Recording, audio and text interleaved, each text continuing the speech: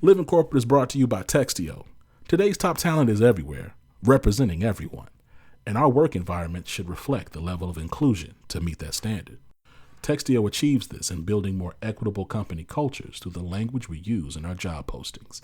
That culture is formed one hire at a time, making the words we use to reach more diverse candidates all the more important. Our advanced language insights and employer brand content is what drives our mission of inclusion. Through our industry-leading application of artificial intelligence and machine learning, we're able to widen companies' reach in finding and building upon the very diverse talent that empowers a culture of belonging. Every door should be open to every qualified job seeker. Again, that's Textio.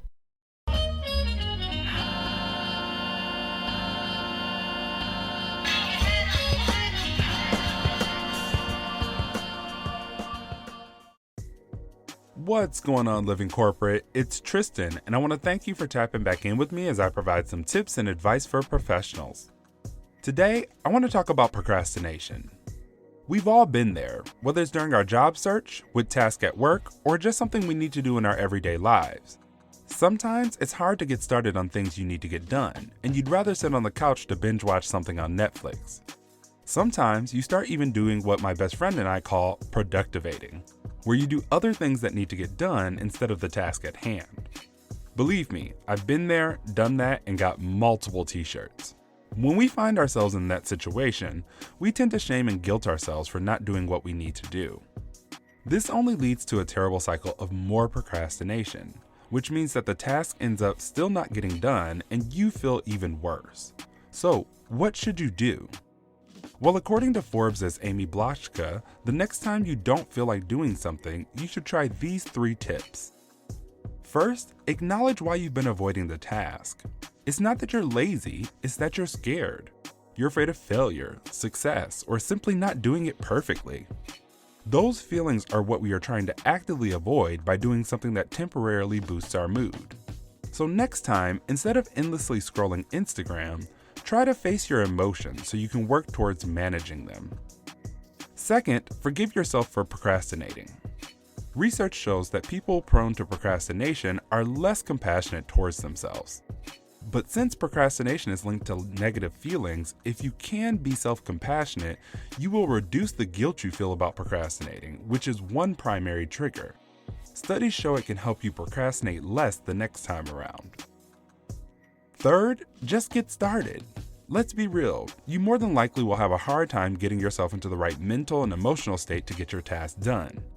Instead of focusing on finding the right time, try to focus on getting started. I always suggest simply dedicating 15 minutes to the task you're avoiding. Any progress you can make will make you feel better, boost your self-esteem, and reduce your desire to procrastinate. All of us procrastinate at some point in our lives, but instead of telling ourselves to just do it like Nike, just try to get started. Next thing you know, you'll be done with the task you were dreading. Thanks for tapping in with me today. Don't forget, I'm now taking submissions from you all on career questions, issues, concerns, or advice you think may help others. So make sure to submit yours at bit.ly/tapintristan. This tip was brought to you by Tristan of Layfield Resume Consulting. Check us out on Instagram, Twitter, and Facebook at Layfield Resume, or connect with me, Tristan Layfield, on LinkedIn.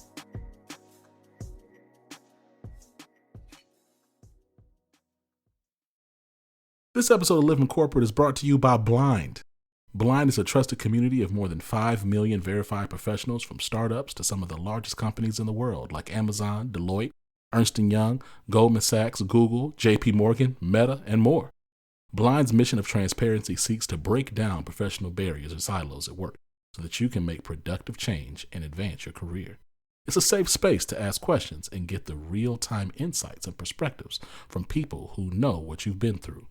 On Blind, you can connect and have honest discussions about everything from compensation, company culture, performance reviews, promotions, and more. You can also join your exclusive private company channel to chat with your coworkers about company policies and what's really going on at work. And because it's anonymous, you can be honest and trust what you read on Blind. Download and install Blind from the App Store or visit teamblind.com to get access to the latest salary, company reviews, and interview experiences at thousands of companies worldwide.